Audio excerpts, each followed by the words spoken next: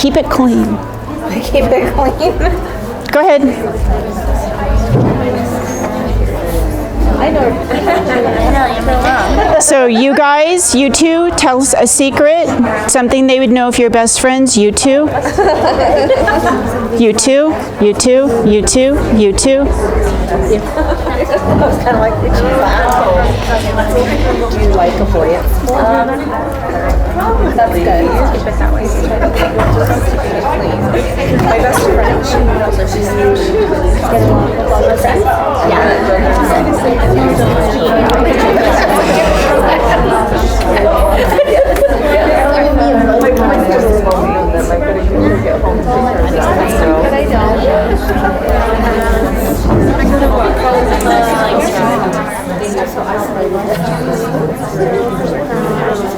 Look, I cut myself 1, 2, 3 places.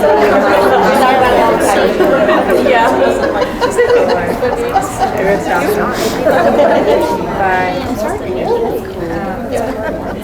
We need to put the oil on. Okay, so whatever secrets you've learned, you're going to keep that to yourself. What happens in church stays in church and women's ministry. So my name is Tracy Rodden, and I'm really excited to be here with you. It's like a brand new, fresh, year, fresh semester. So I hope to give you information that you don't already have, but if you've heard it before, maybe that's just the Lord saying you need to hear it again. So I am in business for myself, and I create very large teams of women, and I teach and train them how to have their own business. And so I've been doing this for a very long time. I've been in business for over 25 years. And so I'm just going to share with you some things that I've learned that I have found work really, really well. Okay, first of all, every good leader is at the top of their game because of their team. Nobody gets to the top by themselves. That's the rule number 1. Okay, just keep that in your mind as we're having this conversation. So how do we achieve this? The first thing to understand that your job as a leader is to duplicate yourself. So I liken this to parenting, right? So as a mom, I actually have 5 kids. 3 of my children got married within 5 months of each other, and I will milk that for as long as I possibly can, so you can have sympathy for me. So we now have 8 children in our family, but they're adults. But anybody under the age of 40 to me is a child. I'm 50. So I have, these rankings in my mind of who's a child. If you're not yet 24, your brain is not fully developed, so you're an infant. Okay? So I've learned some things along the line, and we're going to talk about duplication. So, for example, my children, when they were 9, I taught them how to do their own laundry. Okay, didn't matter if it was perfect, reds went with whites. I mean, I tried to say, this is how you separate out colors. Sometimes too much soap went in, but still I kept saying, you can do it, you can do it, you can do it, you can do it.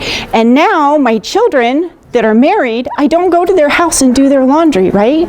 I have duplicated myself and taught and trained them.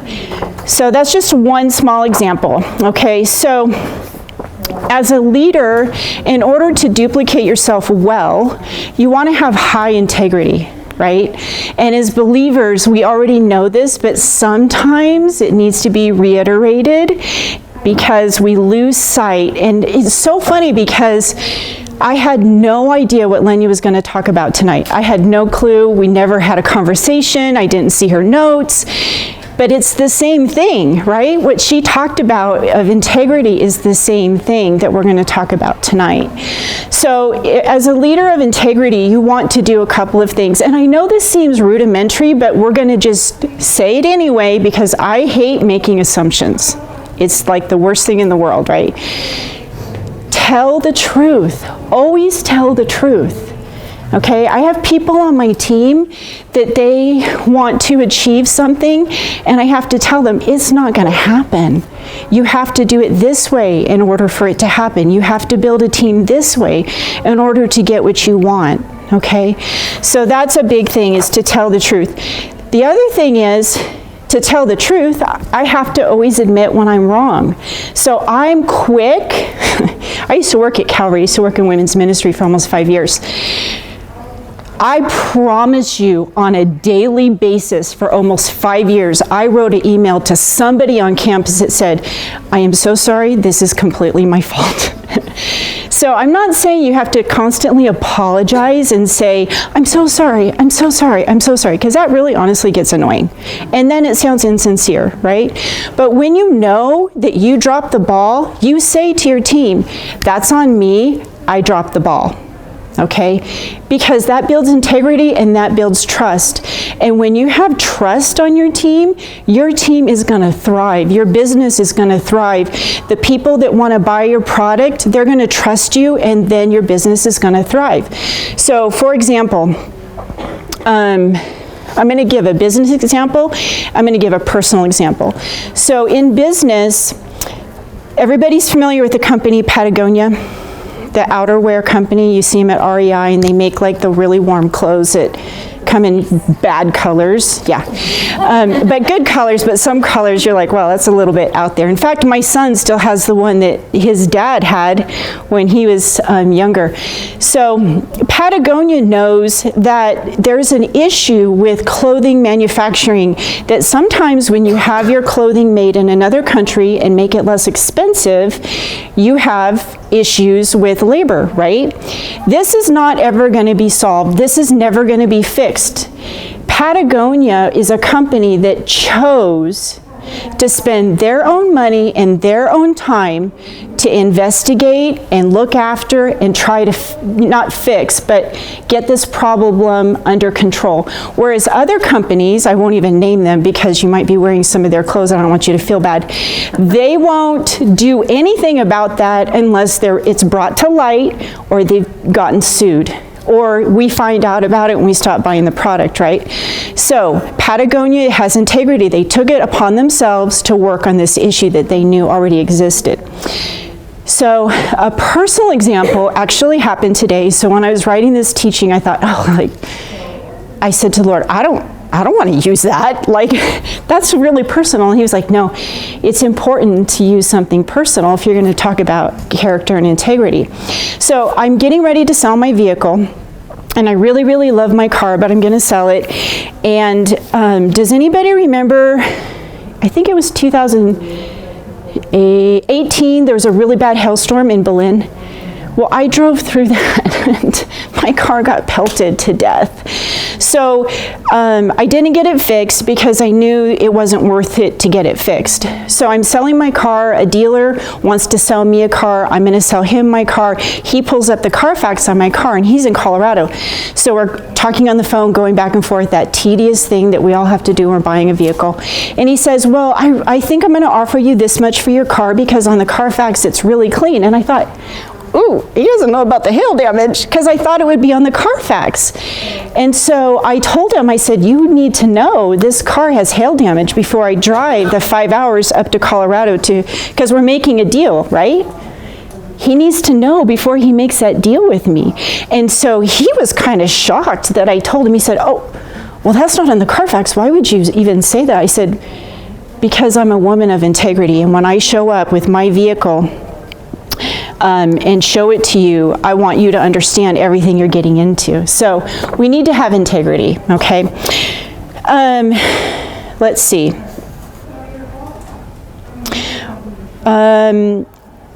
Always stand behind your team. That is critical. One thing that I'll tell you that's really amazing, not one thing, but the one thing that I'm going to tell you about Lenya that's amazing, when we worked with her, we didn't do everything right. We made mistakes, but she always stood behind us. She always had our back. She might have a conversation with us in our office with the door closed, but she always had our back. So as a leader, always have your team's back, okay? You want to, if somebody comes to you and says something about your team, this is my verbiage. Let me look into that and find out what's going on. Okay? I don't just throw them under the bus and say, well, they shouldn't have done that, and I'm going to find out why they didn't do that. And you always want to take the high road. That's another example with a car. You want to be willing to ask others to do the thing that you, so you want to be willing to do what you ask others to do. For example, if I say, we really need to have the toilets cleaned because, you know, women are coming, and if there's nobody to do that, you know, I need to be willing to go do that too. As a leader, when I show my team, you know, when I say, you have to work this hard to make it happen, I work that hard too to make it happen. I just don't deal out and tell them what they need to be doing. The leader sets the pace and the leader shows the example. Okay? There's a scripture, Mark 10:45, that says, for even the Son of Man did not come to be served, but to serve and to give his life as a ransom for many. If Christ comes down, was willing to come down from heaven to come to earth and to be a servant, we are willing to be servants on any level as well, okay? So another way that this could look is be at the meetings. If somebody tells you there's a meeting, and sometimes you're like, I don't really need to be at that meeting. I already know what they're going to say. Be at the meeting. Go to the meeting, set the pace, set the example.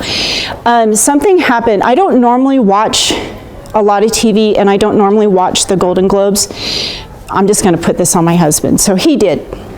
And it was on. And I said, why are you watching this? Because I kind of already know it's going to happen. A lot of celebrities are going to come on, and they're going to just rant about politics and whatever. And, you know, I don't really see them as my guru, so I'm like, I'm not listening to that. But he said, Tom Hanks is going to be honored. Who saw that? Did anybody see Tom Hanks being honored? He was amazing. He was so amazing. First of all, he almost tried to cry like the whole time he was speaking. And this is a seasoned actor and a man. He started blaming it on having a cold, but we all know the truth. He said two things, and it's really amazing. He said, honor other people, basically, and show up on time. Tom Hanks, he said, don't let them come to your trailer and knock on the door and say, Mr. Hanks, it's time to come and we're ready for you. He said, they're always ready for you. You just be there. So I thought that was really cool. Go the extra mile. We kind of already talked about that. So a good leader is going to build trust within your team. I'm trying to track the time. Sometimes I get nervous that I'm going to keep you too long. I don't know, like in the back of my mind, I'm like, their kids are waiting for them. Somebody's waiting for them. I have to let them out on time. So I'm going to try to talk slower. So a good leader builds a team that has trust within the team. When a team has trust, the performance spikes. Okay, so you want to put trust before performance, and you want to give people a safe place to say what they think. If you're going to have a team, ask them what they think and let it be safe. Don't be critical of them when they say what they think. Okay? And then what happens is when mistakes are made, because we're human, we're going to make mistakes in business. We're going to forget, like me, to do things. And the video department's probably really happy that I gave my resignation, because I was like, I forgot, you have to add this to the video. And they're like, oh, lady, we don't have time. And then, I'm so sorry, this is my mistake. When we build trust, when the mistakes happen, people can be honest about it. They can come to you and say, I made a mistake, I need help. Instead of covering it up and trying to put it under the rug. So when it's safe, you know that your job's not on the line, that your reputation's not on the line, that you're not going to get criticized in front of colleagues. My husband is a CFO for a really big company here in town. And his office is glass, and he's 50, and he has a master's degree, and he's been in the industry for 25 years. His boss will come in with a dry eraser and just write on the window of his office, you need to make this happen, and underline it, and it's not always in the King's English, as we'll say. And, you know, we can't, that man is gone. His boss is gone. You can't run your business tyrannically, okay? So give people a safe place. And I promise you, the best example of this, if you want to read history, because I love history, is Abraham Lincoln. He was excellent at this. If you read about him, he would sit down and he was so mad at his generals, and he would just write a letter just reaming them, and they deserved it. They made some pretty major errors. And then he would crumple the paper and he would throw it away. Because he knows, they already know they made the mistake, and he already knows they're not going to make the mistake again. Okay? So, give people that safety. Leaders, I'm going to say this like a lot, and I would write it on the board, but my handwriting is worse than a serial killer. Or a doctor, whichever. So, leaders are not responsible for the results. Okay? Leaders are responsible for the people who are responsible for the results. Okay? So, the way, who wants me to say it again? Okay. Leaders are not responsible for the results. Leaders are responsible for the people who are responsible for the results. Yes, ma'am. Can we ask a question?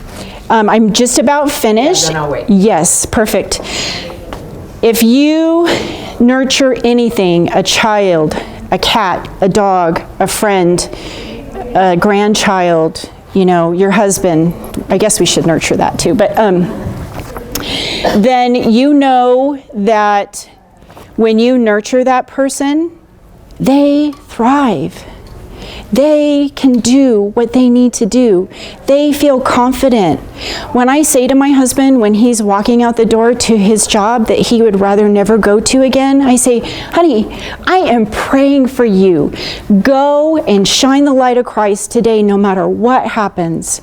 I've poured into him, I've nurtured him, and then he can go and perform maybe what he needs to do, even though he doesn't really like it. So, the way you can pour into your team, invest your time in your team. A couple of really quick things. You can take your team, if they're small enough, to the escape room. That's fun, as long as you know you ain't gonna all get in a fight.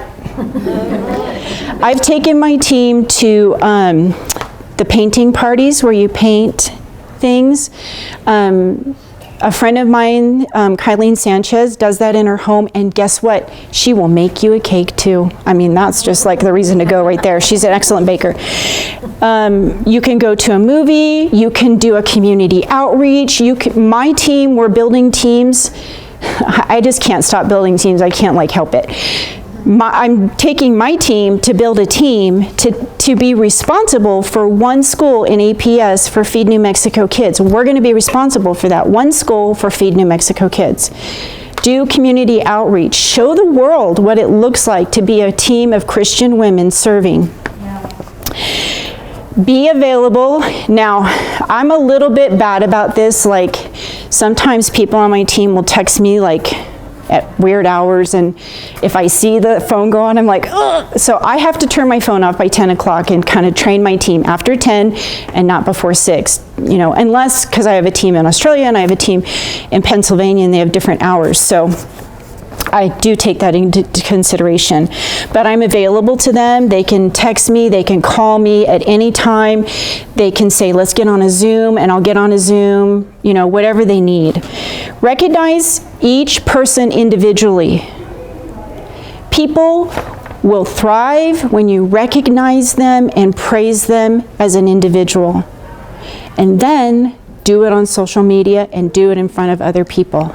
It's so powerful. You will make that person's day. I promise. And if you need to, start with your husbands. That's a really good place to start. Okay? That's a whole nother thing. My husband and I do the marriage conference here at Calvary, so I talk about that at the marriage conference, so you can show up to that too. And we talk about other fun things, but the last thing, and then we're going to answer the question from this young lady over here. When you know your people, when you've spent time with them, when you've made time for them, then you know their strengths and you can put them in the correct positions that they need to be in. Let's say they are applying for an admin job and you know them and you're thinking, no, they need to be in public relations. They're not going to be a good admin because their skill set, right? Everybody has a skill set, a gift. So that's a powerful thing. And the last thing is, actually the last two things, that's my famous last words, is one more thing. So a really excellent book that Maria Guy introduced to Calvary is The Five Voices. And I think that that's a great book to read. It's written by a Christian author, but he really, Jeremy Kubicek, and he has a co-author, but I can never remember his name. They talk about everybody has five voices. You have the nurturer, the guardian, the pioneer, the creative, and the connector.